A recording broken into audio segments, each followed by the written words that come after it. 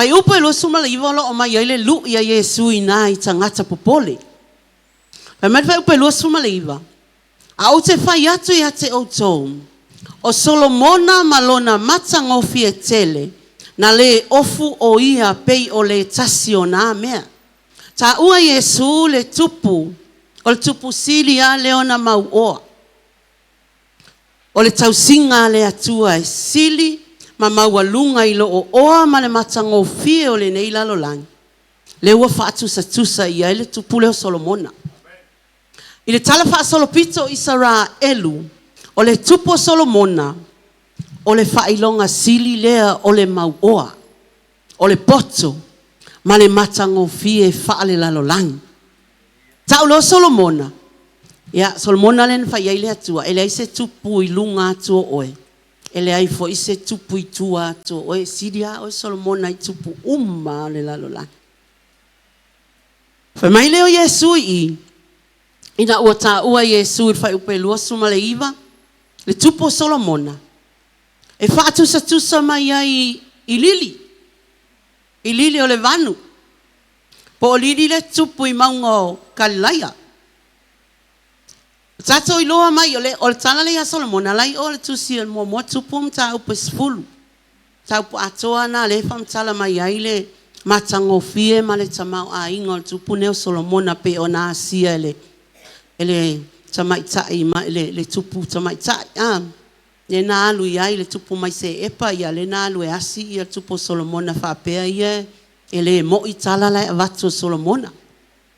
Ona ofu tupu sasu ia mai I e sili ona taunga tā.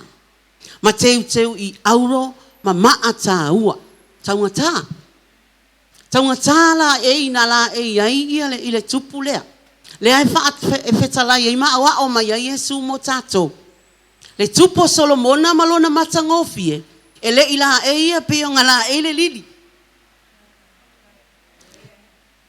O la e o Solomona. Sa whaia e lima o tangata. E taunga tā. Ia malave lave lona suiina malona kaum whaia design. Peitai. O le matangofie. Whaale nā atura. Le tisaina le atua. Matangofie. Na whaia I le atua mea. E sili atu I lo le mea. Lo le tupo Solomona. O le winganga o le onga Yesu. E o al tupo Solomona malona matangofie. E le ila e ia e peo lili o le vau. E sili atu la e ia na la e ia I lili o le vau fofoanga le atua. Ila e taunga tā. O le tupo Solomona malona tamau a inga. E sili atu I tupu uma le taime o Israel. Peitai. O le matangofie o lau talo talo. E tupu fua mai. I le loto. Ma le mamanuina o la tau e le atua. O sea o onga tā ua mo tātou whai upu lea. O tau mawhainga tangata. E sa ili le matangofie ma le saonga le mu. E iai le taimi e muta ai. E iai le taimi e mawai ai.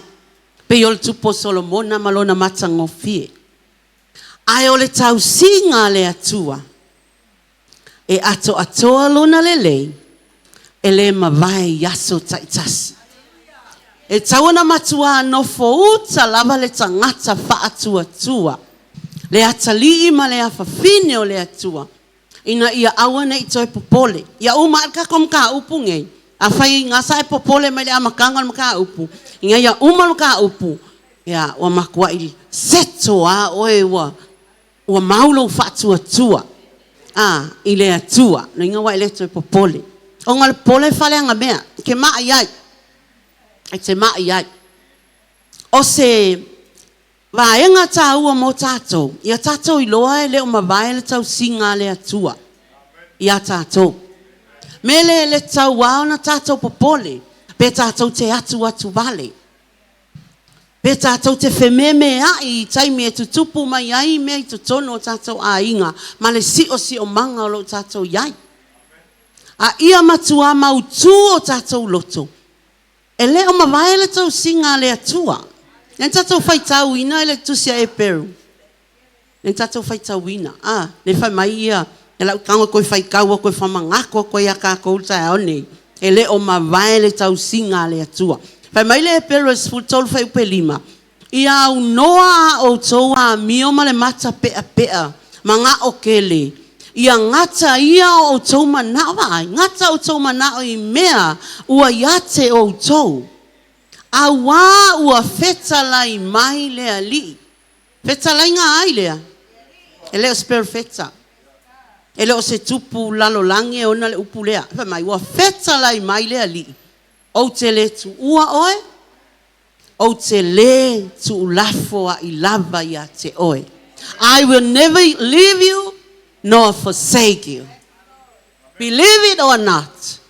He is not gonna leave you nor forsake you. A ele tali tonu a ia. Ia o oe ana ia. A o le atua ia. Na te le tu ua. Na te le tu lafo a I foi. Ia I tātou o lana whanau. E iai le taimi e muta ai le matango fie whaalalangi pe o tupo Solomona. Ai o le tau singa le atua. E le mawai. Pe mangu mama mai funga la au. Po o lili. E le mawai ai le tau singa le atua. E faa wau pea le tau singa le atua. I aso ta itasi. I mea umana ia whaia. O loo wha manatu mai e Yesu o le matangofi e moni. E le o le mamanuina I mea whale lalo lang. Ai o le ola loto malie. Ola to a file mulo loto. E o ai taimi ua eva ai atu ua a fea I whaafita uli. A ia tātou iloa. O le tau singa le atua. E te langona alo file mu. I taimi o a wha. Taimi o whaafita uli. E te langona I nā. Le wha maa oni o le atua. Nā te le tu ua. Nā te le tu lafua ina fo I tātou. A whai e ma whai e le atua. O na wha alavalava ina. La au le vau. O na tātou ma whau lea. A whai o loo whai e le atua I mea nei na whai o na wholofoanga. Ai ala tātou. Le ala mea le on tātou pole. A whai o tātou I loa tātou o pale a lii. O ana ngā luenga umana whai. Lona winga e ave I aila na matua whaasili. Malana matua whaatāua. Ona ele ngata o tātou o pale a li o mea umana ia whaia. Aolona whaatusa. O e malama lama I le whaatusa o le atua. O le atua lava le nā. O le atua lava le nā. Ai ala te tūluma le whaata. Ngai kilo le ilo whaatusa. A whai o ke kū aku. O au leo ki kilo whaaka. A whai lo ke masalo salo o ke leo malama o au o hapeo o le atua lo ke kuluma ku o le tangata o le whaatusa o le atua. A leo ke leo malama Ngo winga ke o whapea o ke ku pea se maungkile. Pea se maungkile a pia mai whaaka. Pea whai o ke le malama o le whaatusa o le atua lava na. O le atua lai le tangata. Whai lau tua oi. Oi lo le atua umana ia oi. Le atua umana ia oi. Mena le ionga le kuua tātou e le atua. Wa aina tātou wanga sala. Le mole maui ai le whenga inga fōu. Tu se le awa apostolo. O tātou wanga sala pia. Wai o tātou loa. Ia le o tu ua tātou e le atua tau te ola I pia I le anga sala. Maleleanga. O tātou wanga sala, na sa ili mai. Na sa ili mai mo lana tangata, lona whaatusa lana pele, whai lo tua oi, awe ke koe popole o le pele a le atua. Oe o le pele a le atua. O tātou o langa o lo tau sia e le atua yaso ta itasi. Lona winga, ia tātou langona lona file mu. Tei lo oe o le atava, aia na o le tangata. E mala malama i le la mafutanga ma le atua. E tutupu whaafita uri, ai langona le atua e ala i lona file mu i totonu. That's the sign. E ke siakia ai, po o le atua le ala e alu e fai, lona fina ngalo le ala e alu e fai, pele ai. E te langona i totonu, a fai e iai le file mu, la wa ioe le atua, kou. Fai le me na wa una. Ai langona e le o file mu, e le o le atua le na. Lo winga e tauna tātou, nofo i lalo, masa ili le fina ngalo le atua mo me tutupu i o tātou si o manga. Ai awal pole.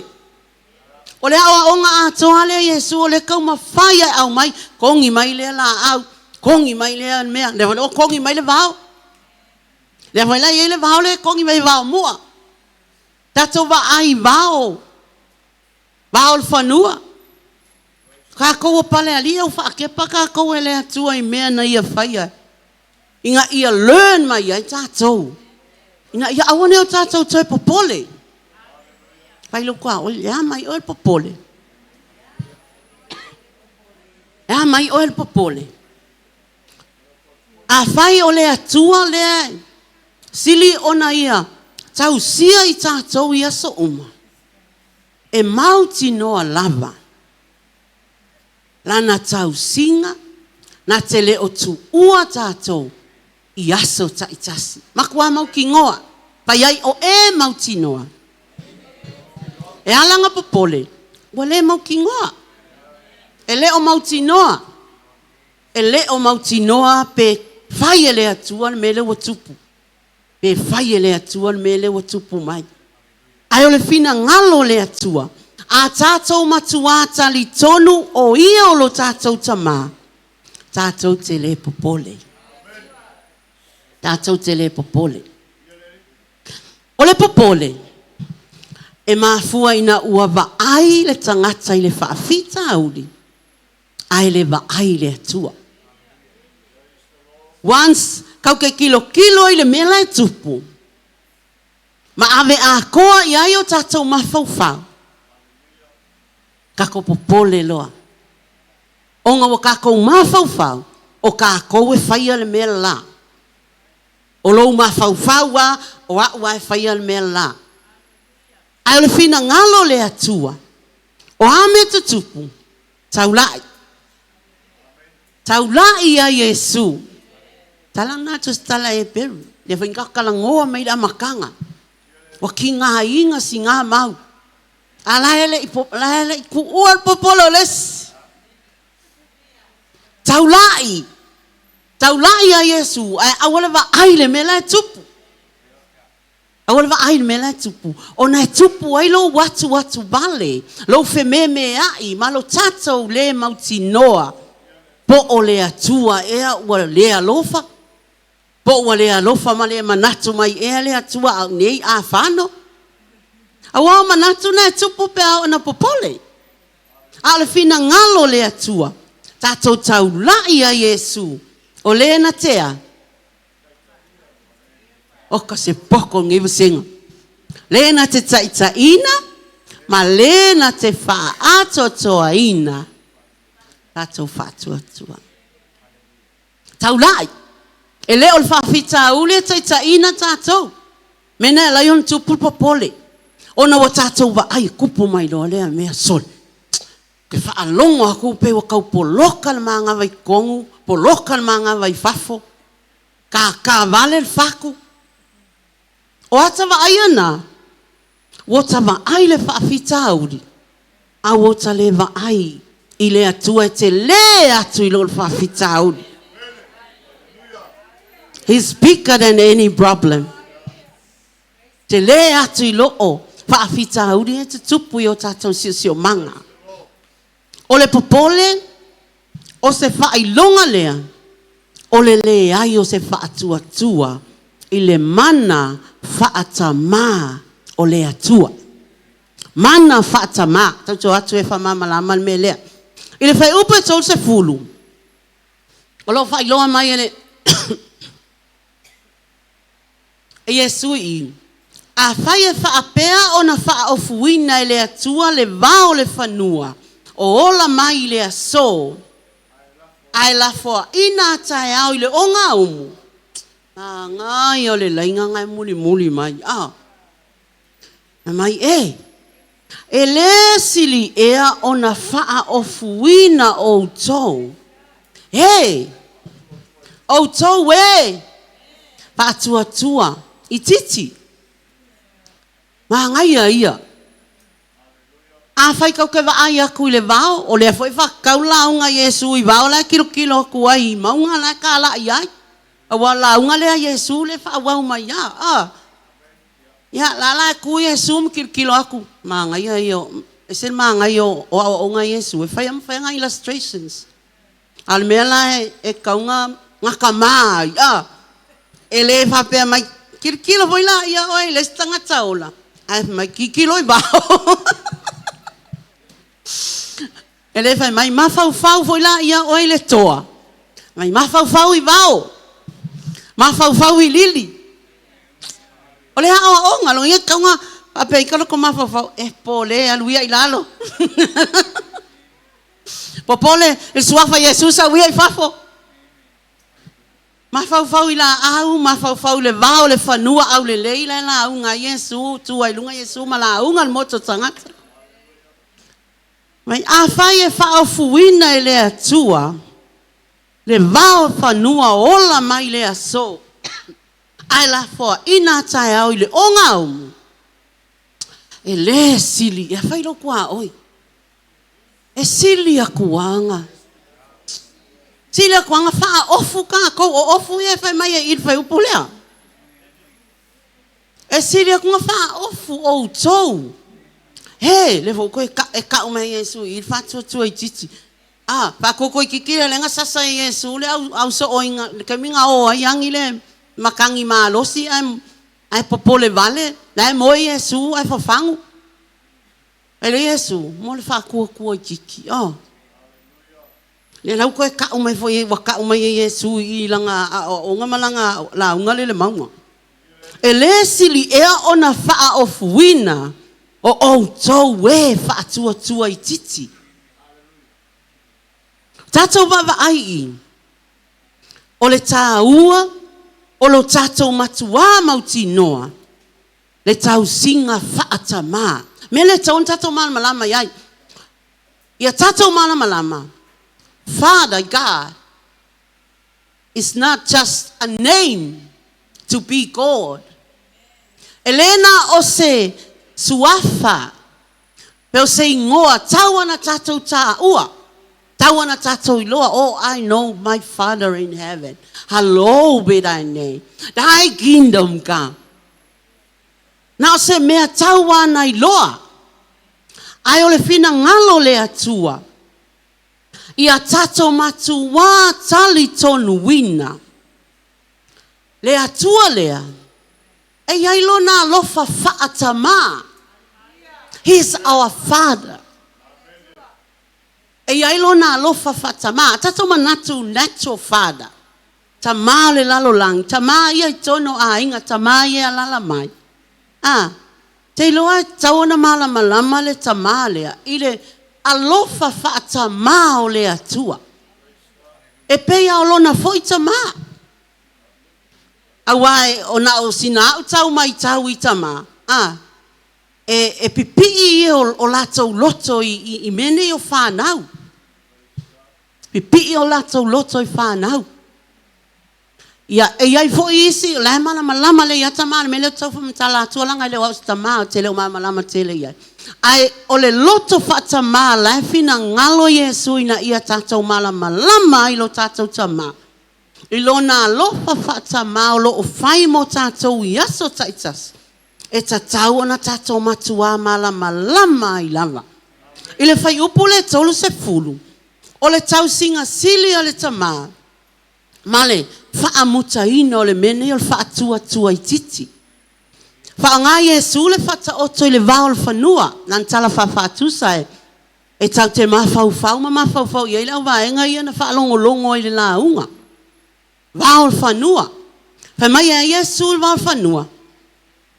O le waenga la langi le launga Yesu i peo na ila na launga le maunga. E o lai wao. Mafunga la au. Nyalewa ia tu Yesu le mana i o le wao. Hola.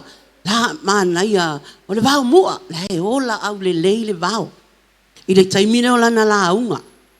O le taimila lea, e iai tau le masani e tātou ia o lai whawha, e le winter, ia le sama. O le taimi o Yesu, taimi le whenana launga. O le taimi e ola ai ma au le lei, le vao, ma fungala au. O le taimi tau to tongo, o winga o le winter. Taimi lea, i taimi o lefa, e le launga lea Yesu. I mean sprinter. Ai o i le taimi e sama ai, pe mawhanawhana. Mawhanawhana? Tau mawhanawhana. E o nama mango lea.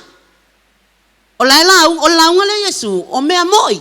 So mea moi lae, e sila atu iai, ia maa mai whataita inga. Ina ia whaamala malama, ile whina ngalo lona tama. I tangata lae whaalongo mai. Le foi lae o i tātou le whaalongo mai. O i se sia nofu mai, le whaalongo le intalinga. Tātou umale i talinga. Talinga i whafoma talinga o le anganga. Tali ai le upua le atua. E ola lala au ia. Ai mamae. E o foilai le vao. O le vao e whao ngā e tangata i utai po tangata e Peru taimo Yesu. A o na mamango. E whao laila tau o ngā umo e whai eila tau ngā sisenga mala tau kuka i vao. Mele le whama Yesu. E ola mai nei malafua ina ile o ngā umo ata e au. O ngā e whao ngā e vaenga ia mea pe a mamango. Pa e lako ngā sisenga. Kukai lako mea ai. O le au tūlola na o onga nei, whai mai. A whai o se mea whatau wa ale fungala au ma le vau. A lea e matua, ave atoa i ai le tau singa le atua. Whawhewhea la le tangata soifua. A le amea la iona popole soo. Le amea la iona le tuu ai le popole. Awal mele le tau fa Yesu e au ina ia tu popole. Vai lo tua oi e tu nei lo alo popole. Tu nei a. Au tango atu wale ise mele ato ke le ko popole. Te le to popole. Wow, isi me nga ma kwa mama ia isi a. Kwa mama ia isi le fia lo loko e fo isi. Wa kango ku lo ko lisiki. Kwa mo wale ma fau fia sau i tapua i atu i lona atua. O akawa ayanga o loka aku e laka aku. Enka koa o ina ele sia so longo fia le leia ka ke aku ol kupe. Na te fesuia ia o ta whaalongona. A whai e ke iai kai minga pe o aunga pukala asoia. Pukala ai el kupe la ako wo fia. Ai ale ai lo se kupe wo umai. Be ole winga nga o lo tātua i tupe. Nga ke fesuia ia o ka whaalongonga. Ele ole atua le fesuia ia ka ke ori whasolo akoa. Alo kupe. Na winga la ole alala mai mal whafonga mai. Ia wende ia sisi whape na fesuia il tupe o whalongona. Ia tu maulo oli le atua. Ona ole atua na te au na iai. Ai le ole tupe. Ole whaalia. Ole matango fia ole tau singa. Ma le mamanuina e le atua o mea nei. Whai mai lola ia leo Yesu i. E le sili ea. O tau e whaatua i titi. A whai i matua wha maoni ma matango fie le tau singa le atua i le vao mua. Le vao le whanua. O lili ma la au. A tau te iloa. E awane o tātou whesilingia le tau singa le atua ia i tā ua. Awane i aise aso, tātou te popole ai.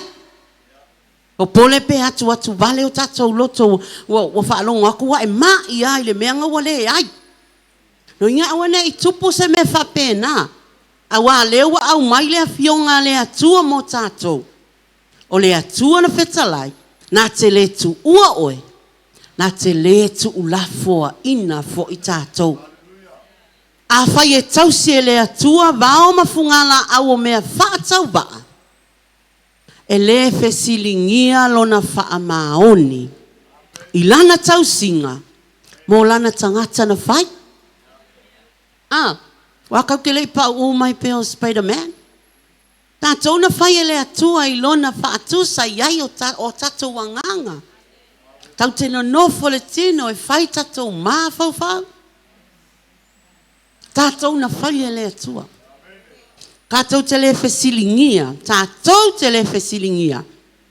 Le tau singa a le atua iai tātou o lona whaatusa o le pale a lii o ana ngā luenga mamana na whai. O le upu leni le whali liu mai ai le tala lea Yesu o tau we pa atua I titi. E whali liu wina whapea. E le o winga Yesu I le ai o se wha atua. Mai le upu leni le liu mai ai le wha Samoa ingana. E le o winga Yesu I le ai o se wha atua. Ai o le winga le awa onga Yesu e whaasino I se whaatua po o se tangata o lona whaatua ua whaavaivaia ngawa kuwa lua I le popole whaatua I titi longa winga ua mei lalo le whakuakua a siva I lunga le pole ma oso I lunga o alu I lalo whaavaivaia le me tau o le whaatua lei I tato vava aile iai pai mai Yesu e le sili e ale tau singa le atua I whaatua I titi longa winga a whai o ito tangata whaatua I titi ua whaavaivaia ita le me tau le popole lai ai le whaatua I tatau ona manu malo ai whaafita uli ma me tutupu ma me popole vale ai aua whaatanga le popole e take over lo ta whaatua ia o ngā whai mai lo Yesu o le whaakua I kiki la le mea ngā sala ua kao mia ua tau mia le whaatua I le popole vale ngā winga lau mako ai ngofo ia I lunga le popole ua fius whaakua kau me ia lau kua popungi ia le popole ma sori vai lua le popole I lalo mea lai wha mai Yesu e le sili la o na whaaofuina o tō we whaatua I titi I lo o le vao le whanua le tau te wā ai atu iai ua whaailoa mai a Yesu o le mafua anga au tū o le popole e le o le uti po le ai o ni mea whaitino po o tupe mea tātou te maua I o tātou lima ai o le titi o lo tātou whaatua menga le nga mafua pole kai lo tua oi me ala le ngo popole le ala ngofo le popole I lunga lo whaatua o le me mafua I popole e le o le maua o se mea po ua vai atu ua le ai se mea ai ona ua o tale whaatua o tale talitonu I le mana whaatama o le atua tupu ai lo le popole no winga wo tava ai le mela wo tupu ai wo tale va ai matali tonu I le tau singa whaatama le atua I o tatou o langa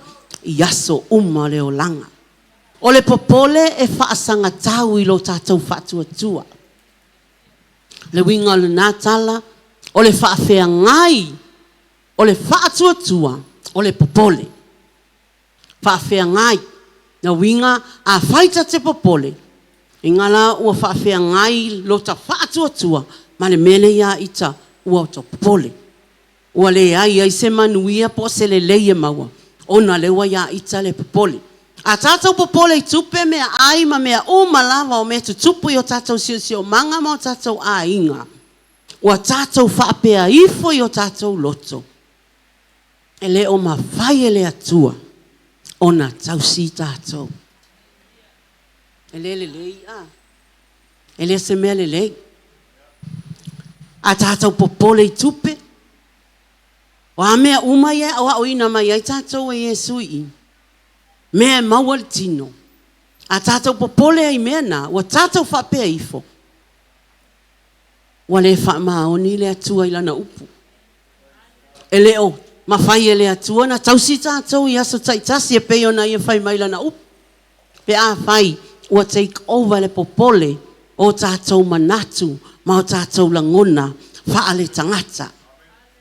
O le mea nei le lau whaahi ua tua i a tātou i loa. Le alofa whaata mā o le atua ia i tātou. Whaahi ue whai upo ia. Le winga le o fina ngalo a le atua tau te popole. Lo nā tali ma lo nā whawhine whaatua tua. Aua ne i ai se popole i o tātou loto. A ia tātou mauti noa ma tātou matu wātali tonu. I le upu a le atua le wa au mai mo tātou. O lo nā lofa whaata mā foi. Elena o se ingoa o whao ngā. E ui atu waini o tātou tatalo mani o tātou mana onga. It's not just a name. Elena o se ingoa. Ai wa tātou malama mai le upo le atua malo na haoa o mai o le angang o le atua ia tātou. O ingoa ia, ingoa pe o ingoa e peru. E iai o lato winga. E function foi. Ingoa na i o lato winga. Le wa tātou malama i le atua Rafa, Yova Rafa. O le si suafa na o le atua. O le atua Yova Rafa. O le atua wha malo lo. La e function. Function le ngona. E le na o se ngoa tauna leipo ai. Ai o lo o ngā lue. O lo o ola le ngoa na. O la e wha malo lo a Yova. Ia i tātou. That's Jehovah Rapha. E o ai suafa uma o le atua. Jehovah our provider. Jehovah Jireh. Ea. O la e provider le atua. La e function le ngoa. Au tato maa natu ne ingoa Samoa. Ai ingoa wha Samoa. Ola mai tono a inga Samoa. Yaso ia. Ola maka ngau. Kako ngopo min kako maa fau. Maka ngā i o la ingoa. A lewa tato malama le upu. A whai lai ia sesio ingoa se ingoa e le angalo na winga kaunga sui. O nga e happen lava le mea na e wha ingoa i tangata. A whai o se ingoa lelelei. Na e happen lava. E fiu e kau mawhai pe a whai e leo se ingoa lelei. Ma ai suafa o le atua suafa e peru. E hawa o ina mai ai tātou o le atua Israelu tātou fo yo Israelu i la lea nganga. O le alofa whaata mala o le atua. Le tama whai e whaasoa atua. O le tama father i le upu e peru po le winga e peru o le mene o le tama apa fad. O lo o au mai ai o na winga atua whapea. O ia o le amatanga po le afuanga o mea uma. He's our source. When we call out Father, o na winga water taliton wina, o ia o le source o mea uma i lota o langa. Elena o na tātou whai atu tama. Elena o se ingoa. Awa ia tau na tātou o na tātou matuā talitonu. O ia o le mafua anga o tātou wola. O ia o le amatanga o mea uma i o tātou wolanga. Le isi vahenga lo na lua tau na tātou i loa mai le suafa lea tama. Apa Father. O ia, he's our protector and he's the giver. No winga o ia e puipuia tātou. O ia fo'i na te leo ina i tātou. I le Iakopo mua fai upu e sfulma le fitu i le mele o le amatanga ma le afuanga o lo tātou wola. Fai mai i le apostolo Iakopo i. O mea le lei uma e foa i fua ina mai. A toa ma mea alofa uma e ato a toa o na le lei. Mai lunga lava ia e alu wifo mai le tamao malama. E le o iate ia se mea faa le tu mau po o sina liliu i titi. E tawana matua ngoto i o tatou loto. A whailea awa o mai e sue awane o tātou popole lo tātou wola I mea tau te a ai mai nuai. Ma tino I mea ofu ai. Ona lae kea le atua, provide. Le atua mo tātou. Whai mai ia I. E le o ia te ia. Se mea wha le tu. Maulinganga o mea tu mau wala I le atua. E le li liu foi. Le atua e le li liu. E le fe sui sui ya ilonga mawhau whau. His word is settled in heaven. Ua tu maula na upu I le langi. E amene I le lalo langi. Ma ioe I le lalo langi. E le fe liu liu wa I le atua. I le avea o ia ma pui pui. Ma leo leo mo I tātou. Fai mai le salamo e se laulua tasi fai upo e fitu le vadi. E leo leo I e ova I lo ulu fafo. Ma lo ulu fale. E a mata nei lava. E o afea. Whaavavau. Lona winga tau te le masalo salo I le leo leonga. Ma le pui puinga le atua. O la e tupu lava. O lo o whaahaua upea. That's our Father. O lo tamal na. Ei lo tamana te wala au iai. Mai au na atu iai. Mai alofa atu iai. O ia na e whaia le melea mo tātou. E le ngata ina puipuia I tātou. Ai leo leo fo I tātou. E o ile wha vavau. Whai lo tua oi. Paftai ai le ali iwa. Ma o iloa lona finanga. O leisi tu. E tawana tātou malama lama I le suafa o le atua le tama. Lona alofa fa tama. O ia o le provider. O ia. Na te au maia mea uma. Jehovah Rapha. I mean Jehovah Jireh. Is the God who sees ahead. And provide. Le atua sila fia luma. Mea lai luma. Kau ke le iloa. Kai lo kwa oi ke le o iloa me lai luma. Ai alo tamana te wala au iai. Mea ngai ta ua ile wala au malama lama. Le ola malama lama le fina ngalo le atua. Ona o le atua lea he's our provider. He sees ahead and provide for you and me. E au mai mea uma. Nga le kaunga koe pole. Ya la whaai uale o onga lea Yesu. O sasa mai lava. Aua. Aua le popole. He whaatua tua I titi. Aua. Aua le popole. O lo isi ta aua. He's our sustainer. Provider and sustainer. O le sustainer. O le nate tau sia ina tātou. Len tātou whai tau el mo mau el tustala e Peru. Whai mai le Filipi e whai upa sfulma le iwa. A o loo atua e wha atoa e ia iate o tou. Mea uma e matitiwa ai o tou tangata wha atua tua. Ma e matatau I le atua. Mea uma e matitiwa ai e tusa male whaulai o lona vi inga. Ia ke riso Yesu. Salamo e lima whai upo e lua whai mai. Ia e tu ina atu ia Yehova mea uma nai te popole ai. Mea uma ia sa o popole ai. Ia lawa tu uma ia Yehova. Ma ngā o Yehova e pasi atu polo e awe te ua. Pea laka pia. Taulo lewa kau skoa lai ua e le si polo. Pia osa kwa I kongu kaka le iloa ma se laka pia skoa. E whaakali mai ia tua pete tu uina tua whea mea nai te popole ima e kaukau ave ma e mai ai. Wa whaaka whaafia oe le maua sau mai.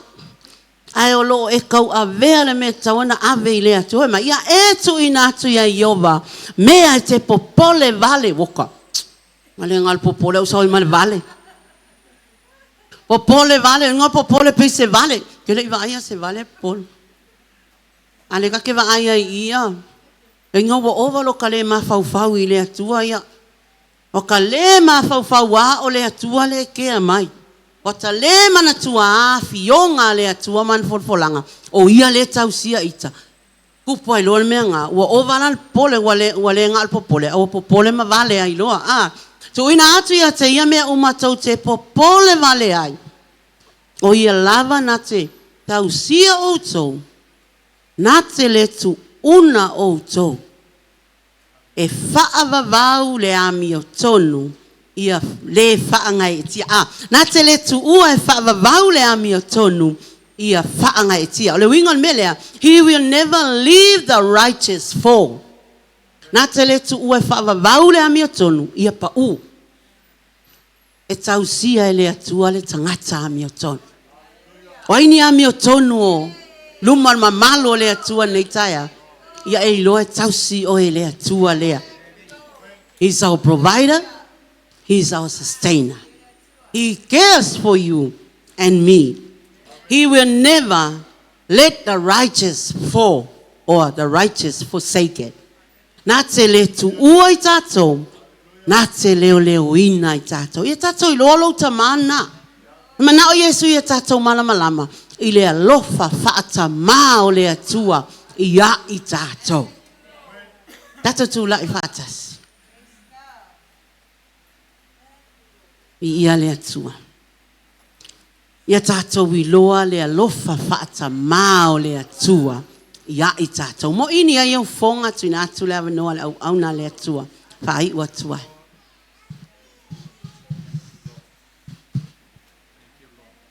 Praise God.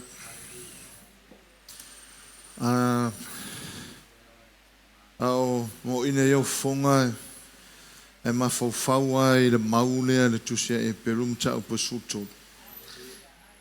Mai le tala le iai i au noa o tau a mio ma le mata pea pea. Ia ngata o tau manao i mea wa iati o tau. Wau whetalai mai o ia o te le tu ua lava oe o te le tu ula fo i lava iati oe. Tāua la o onga nei na ia a vere a hinga o le atua. Tato umai ea o a wina tono o whale nei.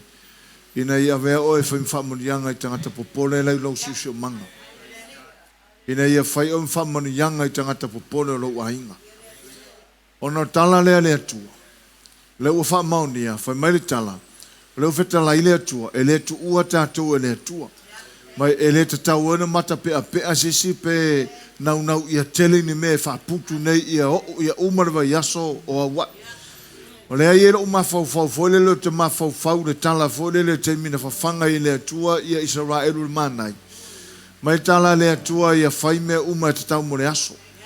Ai atu Israelu fue Israelu whatau ia umatoi Malesi aso. O mea lana tupu, o le tala lea sau tuspa ia, na helo ia lato ato mea ia, o na ua lato whaaputo ma whau tai au. Lea le whai mai tuspa ia, au ato e whaia le mea o le mata pea. La ngalo polo o misi le atua le atua tātou. Amene. Awa e whape nā fwere Samoa this time. Tau whaia mato e whaaputo ia kawa ilwa i aso ma le masina atoa.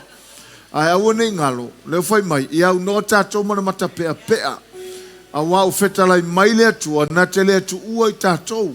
Lona winga, o mea lea na sau Yesu a o. Whai mai le tatalo Yesu na o i tātou, le sau tuspa ia. I fōa i mai a te i mātou, mea ai e tatau mane aso. Mea ai e tau mane aso, le i whapea mai. I fōa i mai a te i mātou, mea ai tau mane masina, mane lua masina. Le tau mane aso sa nei. Tau mane aso ngafua. Tau mane aso lulu. Amene. Na leo whetalai mai le atua, na te le atu ua tātou. Au atau te mata pea lo na winga, au atau te mawhai whaaputu se me ka vai tau sanga. Rango le atua na tau sia tātou le aso, mane aso. Hallelujah. O le vao le na tau nei e whai a onga nei tai au. La lanu mea mata. Au tai au, moa le moa vao, susunguro o ngā umu. A ese la u le lei. E te umau pelo au le lei le na. A wai wha ofua oi le atua ya so umau lo soifua. Amene, mele la inga o le atua, au atau tia o ina nei mea solomua tātou pole. Ia ola le upuna le atua o tātou loto. Au ne isi a inga o le maftanga le nei, e popole. A whaisa a popole, au ato e popole. Kua ingau a atoa tātou penisini, ma tātou teimi tau tia au ina ele upu. Ai fo ia ma le popole. Vai e o le popole pu ele ola. Ma Yesu e mawhai e tangata I lona popole ona wha umilo na ola I le angatas. I ore tali le mawhai. Melea, na I ngai o le atua Agape. Hallelujah. E maise foi uoma paanga. Se aua koe pole. Au koe pole. Munesi a vivi I maise lau pasenge a makua popole a. Vai, wha moi kako mea. Amene, wha moi kako mea. Ia ola ia oile upu awa te pole a awana te popole a vai lele manguia o mea uma e whai tono la inga o le tua e o whai tono lau a inga e whai oe maa o onga le lei e o atu lau leo au popole le wheo hai amene ina ia toa whai lato tafe atuai le ola leo ai whafonga I tae au nei ma nei vai aso ma nei masina atoa nei a vi ia ai le atua ta maa hallelujah. Praise the Lord. Mana ai ko uso mari pese nga uso ngei. Na uso ngei launga. One day at a time. Tato au fa mormole pe fa pe lewo ready ka ko.